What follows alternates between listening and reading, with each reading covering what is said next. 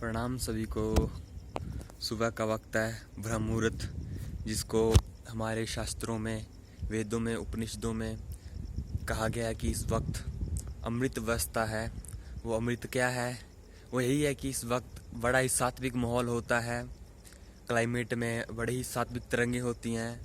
मानसिक स्तर पर बड़ा ही उच्च स्तर पर डोपामीन, जिसको साइकोलॉजिकल साइंटिफिक लैंग्वेज में कहें, क्योंकि सीधी सी बात है ना, हम साइंस को भी साथ लेके चलते हैं। वैसे भी आज के युवा का माइंड इस तरीके से काम करता है कि अगर उसको कहो कि ये चीज़ अपने शास्त्रों में लिखी है, शायद वो नहीं माने, लेकिन जब उसको कहो कि WHO इस बात को कहता है, जो वर्ल्ड हेल्थ ऑर्गेनाइजेशन है, तो शायद वो चीज़ को मानता है ना, फिर मानेगा ही। इसलिए वैसे भी वैज्ञानिक एक साइंटिफिक सोच होनी चाहिए, वैज्ञानिक सोच आदमी की होनी चाहिए। तो ब्रह्म मुहूर्त का वेला है, बड़ा ही अच्छा लग रहा था। तो आज थोड़ी हवा चल रही है। ये पीछे हमारे गुरुकुल का दृश्य है, आप लोग देख सकते हो। ये इधर हमारा गुरुकुल रहा। तो अमृत वेला, डोपामीन का बड़ा ही अच्छा रहता है। तो अभी कुछ हवाएं चल रही हैं ठंडी ठंडी। तो इस हवा में सुबह उठकर आप लंबे लंबे डीप ब्रीथ किया करें। देखिए, अगर पूरा दिन आपके मन में विचार आते हैं ना, उल्टे सीधे थॉट्स चलते रहते हैं, तो सीधी सी बात इसका ये है कि आपकी ऊर्जा को सही दिशा नहीं मिल पा रही है ना। अगर सुबह उठ के आप बिल्कुल अच्छे से प्राणायाम करेंगे, व्यायाम करेंगे, ध्यान करेंगे, है ना, रेस लगाएंगे अपनी, जिसकी अपनी इच्छा हो, लेकिन प्राणायाम और मेडिटेशन तो कंपलसरी है। वर्कआउट में आप अपने हिसाब से कर सकते हैं, है ना। कोई रेस लगाता है, कोई जिम करता है, कोई दंड लगाएगा, कोई पुशअप लगाएगा, लेकिन कुल मिला के साइंस इस बात को कहती है कि देखो, ये जो एनर्जी है ना, ये जो सेक्सुअल एनर्जी है ना, जो ब्रह्मचर्य की ऊर्जा है, ऊर्जा को कभी भी खत्म नहीं किया जा सकता है। ये तो आप सब लोग जानते ही हो, है ना। साइंस में एक नियम आता है, energy neither be created neither be destroyed, है ना।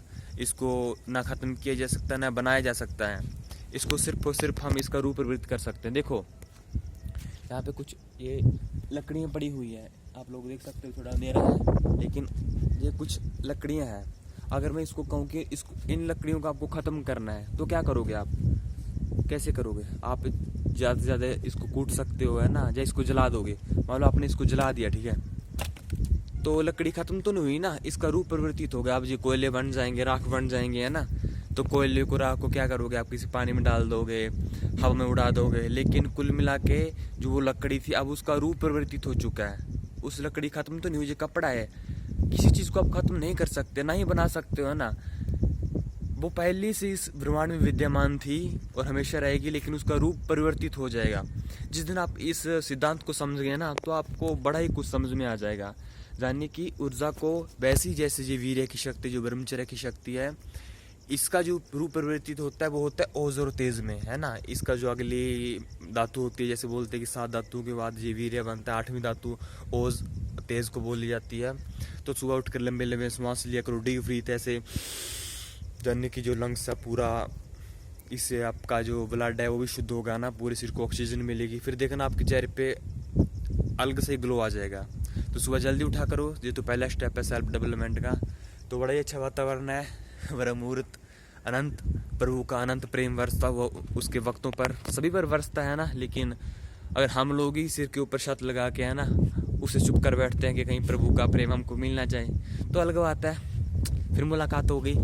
तो खुश रहा करो, उस अनंत प्रभु के अनंत प्रेम में डूबे रहा करो और ब्रह्म मुहूर्त में उठो। देखो, आप सुबह शायद देख सकते हो, ये मेरे वस्त्र भी हिल रहे हैं, कटी वस्त्र भी हिल रहा है, यानी कि आप उस हवा को, ठंडी हवा को महसूस कर पा रहे हो गए। तो बड़ा ही अच्छा वातावरण होता है। देखो, यही है ज़िंदगी, है ना।